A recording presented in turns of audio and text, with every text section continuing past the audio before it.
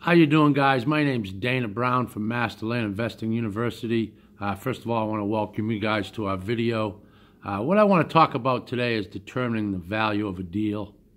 I've talked about it in other lessons, but mainly the most important thing is you're an investor for one reason. That is to buy and sell property, keep the money flowing. Determining the value is just another key factor in that business itself. It's a big part of the business model. If you buy property and you haven't determined the value, a lot of times you get stuck in a bad situation. You haven't determined an exit strategy. You paid a premium rather than buying it wholesale. A lot of factors involved. So the first thing I want to talk about is how to determine the value in a property. First of all, you've determined the farm area you're going to work in. That could be anywhere in the country. You have a good understanding of what's in that area, what the properties look like, the roads, the infrastructure, the parks, the schools, the municipalities. So you have a good broad understanding of the area. You've also worked with a realtor possibly to get you on the ground floor and really get a good understanding of the area. Second of all, what you do is you need to determine that value is you need to look at what's on the market that's comparable to the property you're trying to purchase and you're going to be selling. When I say that, what it means is a lot of times I can look at the MLS and do up to 120 days, typically 90 days, and I'll look across the board for a particular property or similar property that I'm purchasing and see what's been on the market in that time, and the comps will tell me on an average what's been sold in the last 90 or 120 days that's comparable to the property I'm going to purchase or going to try to sell. Say, for instance, it comes back, we see them at 19, 22, 21, 17, and what I do is I'll take all the numbers, crunch the numbers together, and I'll determine an average. So say the average is $20,000 for that particular type of property. So I'll make a note of that. That's the average retail price across the board that's sold within 120 or 90 days. Typically 90 days is my number. So I come up with that average, it's $20,000. Well, now you have a contract in hand that's signed and you're going to be closing in 30 days or so, for instance. You know mainly the particulars of the area. You have a contract, you've done your due diligence up to this point. Now you really need to determine the value of that property. For you, the way you've determined that to get that thing signed and back to you is you know the value is $20,000 across the board retail. You want to be paying around 25, 35, 40% at the most of that market value. So let's look at a 25% value, which would be, you'd be buying that property, making an offer for $5,000 for that property. Retail's at 20. You're going to want to put it back on the market to move it fast. If you do it with a realtor, about $19,000. So typically she's going to get, let's call it 20, she's going to get, let's round it off to a high number, she's going to get 10%. So she's going to get $2,000 for the sale. So if you say $20,000, you put it on the market, she's going to get $2,000, you're down to $18,000. You're going to have closing costs, and typically, like I always suggest, is you keep closing in your house. You control all the cards, so you're going to pay for all the closing. This way you can control the seller, and then when you go ahead and sell to a new potential buyer, it's all in one house. So you're going to incur another few $100 for the sale of that. So now you're down around $17,500, $17,000 that's left on that end of the deal, and you're trying to buy anywhere from $5,000 to $7,000.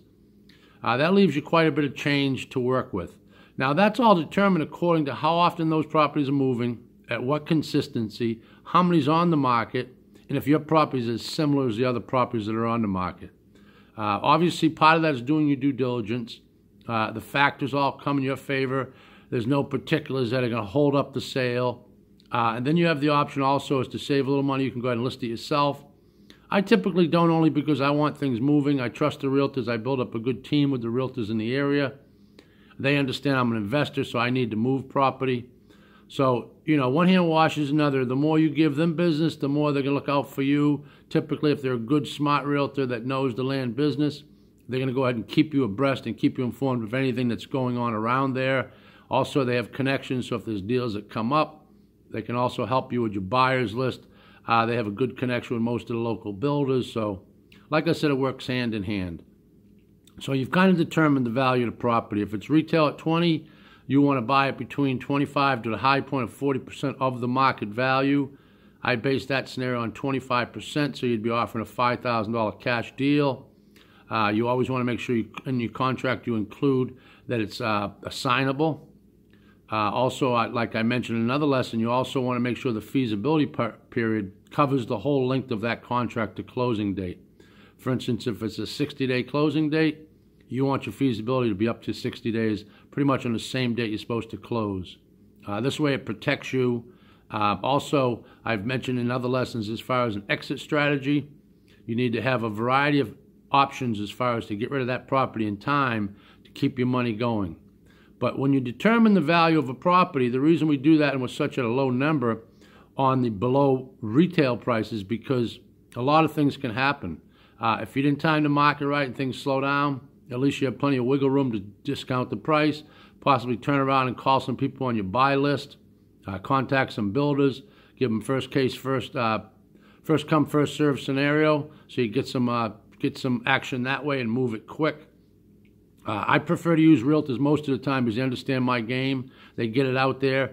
But the most important thing, like I said, is determining the value of the property. And you've heard me say it in other lessons, and I'll say it again. You make your money on the buy, not on the sell. So don't get greedy. Don't think, well, it's a great deal. I'm just new in this business. This one came in. I need to get it. And you're paying 50 or 60% of the market value. There's not going to be enough room to make the deals happen over and over consistently, because if anything happens, you haven't got much of a margin to discount the price and move it. You won't make any money. And the name of the game is making money, keeping your properties moving. So remember this lesson. You need to determine the value of the property before you close on a property. You need to understand your farm area. Obviously, you got to execute your due diligence. But most of all is to know that number. I always tell people all I need to know is two numbers. What's the sell number? Then that determines what my buy number is. So once I know the sell number, all I have to do is go do my homework and find properties that I can purchase at that 25 up to 40% of the market value. Typically, I'm around 25, 35%. So I hope this lesson helped you guys out a bunch. Make sure you do all the other lessons because it's very important. Start with the ABCs. I'm going to be continuing to add videos and audios for you guys to keep learning. Thank you guys for tuning in. I hope this was informative. If you liked it, please hit the like button. If you think it's worth sharing, please share with other people that may have the same similar interest. And also, if you'd like to subscribe, just hit the subscribe button. We're going to be continuing to be adding videos and audios as we go forward. But once again, thank you guys so much for tuning in. I hope you have a great day. Stay positive. Keep farming. Keep educating. Stay a student. The more you study, the humbler you stay.